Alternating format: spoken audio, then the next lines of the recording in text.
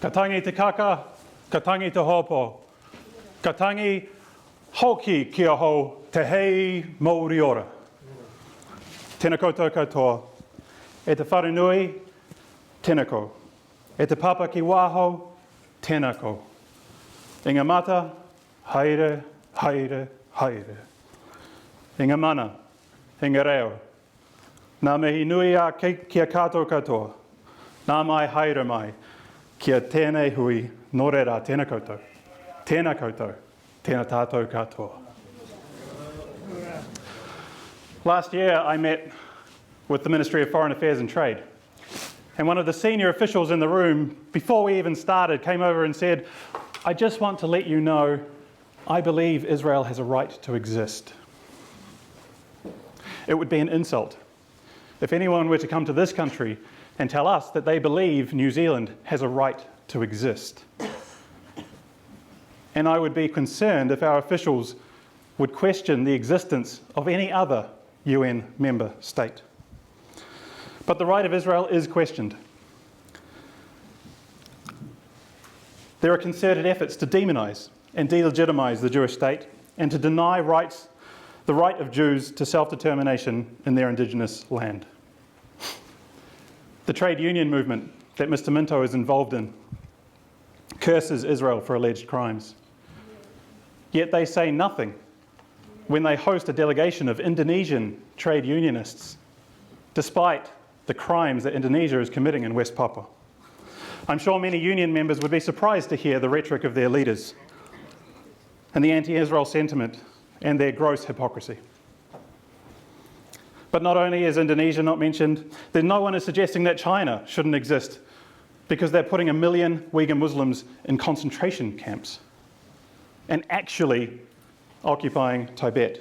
No one is questioning the legitimacy of Turkey for its occupation of Cyprus or any other nation state. Only the alleged crimes of Israel are used to challenge the existence of the Jewish nation. This denial of Jews to self-determine in their indigenous homeland is at the heart of the ongoing conflict. I put it to you that there are two perspectives on Israel. The perspective that Israel shouldn't exist, which is held by a fringe group around the world, and the view that the majority of people take, myself included, that Israel should exist like any other nation state and be treated as an equal among nations. These two perspectives are not new. We saw the denial of Jewish self-determination when the Babylonians expelled the Israelites 2,500 years ago. The Roman Hadrian also attempted to erase Jewish connection to the land by renaming Israel Syria Palestina in 135 CE.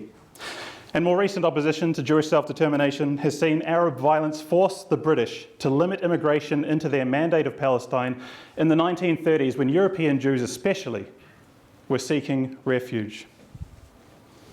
And there are current examples of people calling Jesus a Palestinian, erasing his Jewish identity and denying the fact he was born in Judea, and the publishing of modern maps that rename Israel Palestine, just like Hadrian did all those years ago. But the archaeological, the genetic, and the anthropological evidence is crystal clear. Jews are indigenous to Israel. Jews are the tangata whenua of Israel, just as Māori are the tangata whenua of Aotearoa. And the Jewish opportunity to rebuild their national home came really after the defeat of the Ottoman Empire in World War I. With help of brave Anzac troops, the land was liberated, and the League of Nations, a forerunner to the UN, met in San Remo in 1920. This formed the basis for the creation of all 22 current Arab League states and the State of Israel. Yet only the existence of Israel is routinely and constantly challenged. Israel's declaration of independence shortly after that in 1948 was an unparalleled event in human history. No other people had been dispossessed from their lands by colonists, scattered around the world, suffered pogroms, attempted annihilation, forced assimilation, and yet maintained a sense of identity and a willingness to rebuild. Unfortunately, continuing opposition to Jewish self-determination meant the modern state of Israel has had to defend itself against no fewer than 3 full-blown military wars. It's had to contend with hundreds of suicide bombings and thousands of terror attacks. It's endured boycotts, embargoes, attempts to rewrite history, and disproportionate political attack from some of the world's leading institutions. Yet Israel has not only survived, it's thrived. Jews have cultivated the desert. We've revived a language. We've built a nation on a sparsely populated land, and Israel is now a leader in medtech, green tech, high tech, agri-tech, and has assisted more than 140 nations with humanitarian efforts, despite some of those nations not even recognizing the existence of the Jewish state. That is something to be extremely proud about. But more than that, Israel has developed an independent judiciary, a vibrant press, for anyone who's read the Israeli press, and a democratic parliament with full representation for all of its citizens, including 20% Arabs. Israel is the world's 10th oldest democracy, and yet still there are calls for its annihilation. There is demonization, there is delegitimation. And while Israel has had to defend its citizens against military invasion, develop methods for thwarting terror attacks, those who wish to destroy the Jewish nation have had to acknowledge Israel's might to resist, but have not acknowledged Israel's right to exist. And this refusal is the very reason that there is continued conflict. And while the opposition might have shifted from military and more violent means to the weaponization of politics, it's here where we see the new front against Israel. You see, the facts don't get in the way of anyone who's determined enough to dispossess Jews of their self-determination. And I want to consider 3 ways in which the continuing conflict is perpetuated, partly because of this war of words. First, the obvious delegitimization and demonization of Israel with lies. Secondly, the continuing incitement to and following acts of violence. And thirdly, the insistence that Israel has to accept at least 5.5 million Arabs into its country. Let's start with the mendacious language used against Israel. Just like Jews were accused of murdering Christian babies and drinking their blood, Jews were blamed for the poor situation in 1930s Germany. The Jewish nation today is falsely accused of crimes. There was even a community leader in Auckland who accused Israel of being behind the Christchurch terror attacks. This pattern was best articulated by Rabbi Lord Jonathan Sachs, who was also quoted at 2 iftar dinners by my Muslim hosts this year. Rabbi Sachs says, in the Middle Ages, Jews were hated because of their religion. In the 19th and earlier 20th century, they were hated because of their race. Today, Jews are hated because of their nation state. It takes different forms but remains the same thing, the view that Jews have no right to exist as free and equal human beings. Those who wish to harm the Jewish nation use terms like apartheid and genocide, just like previous generations have falsely accused Jews of poisoning wells and murdering babies. It doesn't matter that using such terms demeans the memory of the Holocaust and people who suffered under real apartheid and real genocide, because in Israel the facts speak for themselves. 20% of the population is Arab, and they have equal rights. Arabs are represented at every level of society, from Supreme Court judges all the way through to the People's Choice of Master Chef. The Arab-Palestinian population has increased over time, and they have standards of living that are better than any other Arab nation in the Middle East. The fact that obesity is a public health issue in Gaza doesn't stop comparisons to Nazi concentration camps, and neither does the increasing population stop claims of a genocide. This sort of total disregard for the truth and misappropriation of the Holocaust is why the International Holocaust Remembrance Association has used the examples of comparing Israel to Nazis and called it anti-Semitic. The perpetuation of lies is also part of the founding documents of Israel's enemies.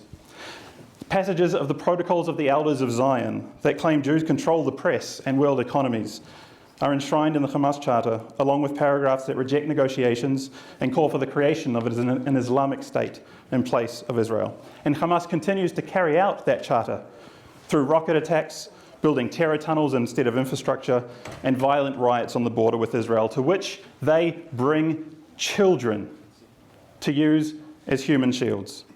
The quote of Israel's first woman prime minister sums the situation up beautifully. Golda Meir said, "There can only be peace when the Arabs start to love their children more than they hate us." This is the second obstacle to peace. It's not only the terror group in Gaza that carries out violence and calls for and commits it. A similar pattern of behaviour is true for the faction that controls parts of the West Bank, Judea and Samaria. The Palestinian Authority not only takes money from infrastructure projects where it could help its people, it puts $400 million each year to pay terrorists who kill Jews. They incite violence in their textbooks, teach the Jews have no right to any part of the land, and proudly name sports facilities and schools after suicide bombers. This indoctrination has a flow-on effect. Almost half of Arab Palestinians recently polled believe that they should take up arms against Israel rather than negotiate for peace. And we've seen several terror attacks in only the past few months in Judea and Samaria, where a teenager was stabbed to death and another one was murdered in a bomb attack. It's shameful that despite 2,000 terror attacks, at least in this year alone, that the New Zealand government has remained silent. It was 2006 when the last time any one of our ministers clearly condemned terror against Israel, and that was Helen Clark. It's also shameful that New Zealand is not only silent, but complicit in the third obstacle to peace that I want to talk about. I'm not talking about our record at the United Nations, where New Zealand votes out of step with our traditional allies, Australia, Canada, and the US, by voting against Israel disproportionately. I'm not talking about, what I am talking about is our funding for the United Nations Relief and Works Agency, UNRWA. Each year, at least $1 million of our tax money goes to this organisation. And it's not only the ongoing charges of corruption that are an issue. It's not only the incitement to violence and anti-Semitism that's taught in its schools that we pay for that's a problem. The real problem is that UNRWA has a unique definition of refugees. They include citizens of other countries and all of their descendants, and insist that all of these people, who now number more than 5.5 million, should be allowed automatic entry into Israel. UNRWA was originally set up to assist the 750,000 Arabs who fled to Arab lands during the 1948 war, because they were not absorbed by their brothers and sisters, like the Jews were absorbed. A similar number of Jews were forced out of Arab lands, and Israel took them in and cared for their refugees. The situation of the Arab Palestinians is not great. We have to acknowledge that. It's especially not great in Lebanon, where even those born in the country are denied citizenship and are legally barred from owning land or becoming doctors, engineers, or lawyers. Arab Palestinians in Syria are also barred from owning more than one home or purchasing arable land. And the Palestinian Arabs in Gaza, under Hamas and the Palestinian Authority in the West Bank, have been denied the democratic right to free and fair elections for 15 years.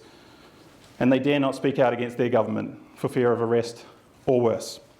Yet self-proclaimed pro-Palestinian activists don't speak up for the Palestinians in Lebanon, in Syria under Hamas or Fatah rule, because Israel cannot be blamed.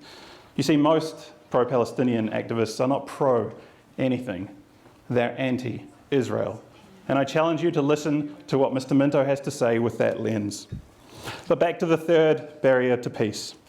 The very idea that Israel, a country with only 9 million people, including 6.5 million Jews, should be forced to accept 5.5 million Arab Palestinians who have been raised in school and taught that violence is okay and justified, and that Jews have no right to be in the land, is a certain way to extinguish self-determination, or half the world's Jewish population.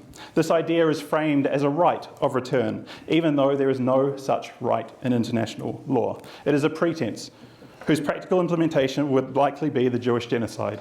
And I hear Mr. Minto laugh at the fact that I say it has no basis in international law. This can be shown by the 1974 ruling of the European Court of Human Rights. Greek citizens appealed for the right of return to northern Cyprus after the Turkish forces invaded and occupied, and the European court ruled, quote, "Some 35 years have elapsed since the Greeks lost possession of their property. Generations have passed, the local population has not remained static.